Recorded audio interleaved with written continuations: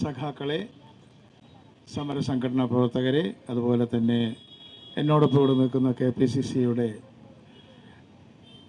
ഏറ്റവും പ്രധാനപ്പെട്ട general secretary സഖാവ് ലിജു, അതുപോലെ തന്നെ നമ്മുടെ XMLA Puthussery, contour youth Congress നേതാവ് അബിൻ വർക്കി, ആപ്പിൻ്റെ നേതാവായിട്ടുള്ള ഡോക്ടർ സെലിൻ ഫിലിപ്പ്, മറ്റ് എല്ലാ സുഹൃത്തുക്കളും.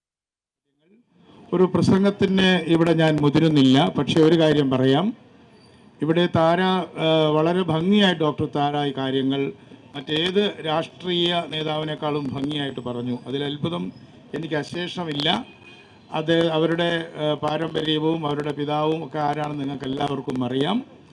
ലോക ട്രേഡ് യൂണിയൻ പ്രസ്ഥാനത്തിൻ്റെ വൈസ് പ്രസിഡൻ്റായിരുന്നു താരയുടെ അച്ഛൻ K. ഗോവിന്ദപിള്ള എന്ന കാര്യം നിങ്ങൾക്ക് അറിയാമോ എന്ന് എനിക്കറിഞ്ഞുകൂടാ. എന്തായാലും താര ഒരു സമര നേതാവായിട്ട് ഇപ്പോൾ എമർജ് ചെയ്തിരിക്കുകയാണ്. ഞങ്ങൾ അച്യുതമേനോൻ ഫൗണ്ടേഷനിൽ ഒരുമിച്ച് പ്രവർത്തിക്കുന്നവരാണ്. ഞാൻ പ്രത്യേകിച്ച് താരയെ അഭിവാദ്യം ചെയ്യുകയാണ്.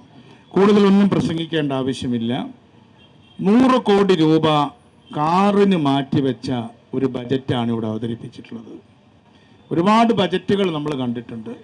പക്ഷെ കാറ് വാങ്ങിക്കുക എന്നത് ബജറ്റ് പ്രഖ്യാപിക്കേണ്ട ഒരു കാര്യമില്ല. അതൊരു സാധാരണ വിഷയമാണ്.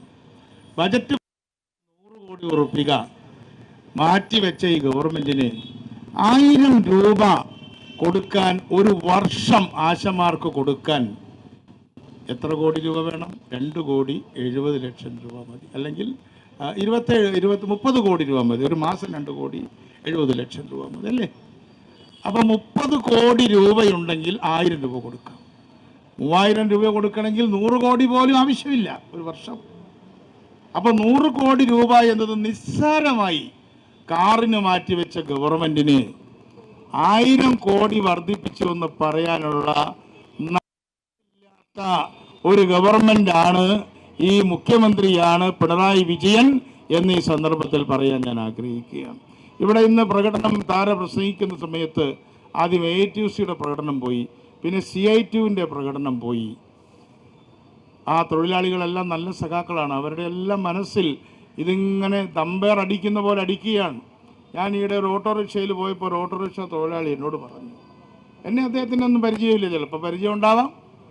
അദ്ദേഹം പറഞ്ഞു, സാറേ ഞാൻ 1000 സമരം ഈ സെക്രട്ടേറിയറ്റിന് മുമ്പിൽ കണ്ടിട്ടുണ്ട്. പക്ഷെ അദ്ദേഹം ഉപയോഗിച്ച വാക്കിതാണ്, ഇത്രയും സത്യമുള്ളൊരു സമരം ഞാൻ കണ്ടിട്ടില്ല. സത്യം എന്നൊരു വാക്കൊന്നും നമ്മൾ സമരത്തിൽ പറയുന്നൊരു വാക്കല്ല. ഒരു ഓട്ടോറിക്ഷ തൊഴിലാളി പറഞ്ഞ വാക്കാണ്, ഇത്രയും സത്യമുള്ളൊരു സമരം ഞാൻ കണ്ടിട്ടില്ല. സാറിൻ്റെ അഭിപ്രായം എന്താ? ഞാൻ പറഞ്ഞു, ഞാനും ആ സമരത്തിൻ്റെ കൂടെ. ആണോ? വളരെ നല്ല കാര്യം. അതുമുതൽ ഏറ്റവും വലിയ ധനവാന്മാരും ബിസിനസ്സുകാരും വരെ ആരെങ്കിലും നമ്മൾ കണ്ടു കഴിഞ്ഞാൽ ആശാസമരം എന്തായി? ഈ സമരം നിങ്ങളുടെ ജീവിത സമരമാണ്, ആശാപ്രവർത്തകരുടെ ആശാസമരമാണെങ്കിലും കേരളത്തിൻ്റെ സമര ചരിത്രത്തിന് പുത്തൻ ആശ നൽകുന്ന ഒരു സമരമാണ് ഈ ആശാ വർക്കേഴ്സിൻ്റെ സമരം. അത് താര പറഞ്ഞു കഴിഞ്ഞു. അതിൽ നിർമ്മാണ തൊഴിലാളികൾ 15 മാസമായി അവരുടെ കുടിശ്ശിക കിട്ടി, അവരുടെ പെൻഷൻ കിട്ടിയിട്ട് 10 മാസമായി കർഷക തൊഴിലാളിയുടെ പെൻഷൻ കിട്ടിയിട്ട്, തയ്യൽ തൊഴിലാളിക്ക് 4 മാസമായി. സാധാരണ പറഞ്ഞ പോലെ ഞാൻ ഇവിടെ ആദ്യം വരുന്ന ദിവസത്തിൽ ആ ദിവസം അവർക്ക് 3 മാസമായിട്ട് ശമ്പളം കിട്ടിയിട്ടില്ല ഈ ആശമാർക്ക്. അതാണ് ഈ പ്രശ്നം കാളിക്കത്തിച്ചത്. 3 മാസം ശമ്പളം കിട്ടാത്തത് കൊണ്ട് സമരരംഗത്തിറങ്ങിയ തൊഴിലാളിയാണ് ഈ ഇരിക്കുന്ന ആശാ തൊഴിലാളികൾ. അവർ കുടിശ്ശികയ്ക്ക് വേണ്ടിയല്ല, പണിയെടുത്ത കാശിന് വേണ്ടി നിരാഹാരം കിടക്കേണ്ടി വരുന്ന ഒരു ഗവൺമെന്റിനെ നയിക്കാൻ പിണറായി വിജയൻ എന്ന കമ്മ്യൂണിസ്റ്റുകാരന് നാണമുണ്ടോ എന്ന് ചോദിക്കാൻ ഞാൻ.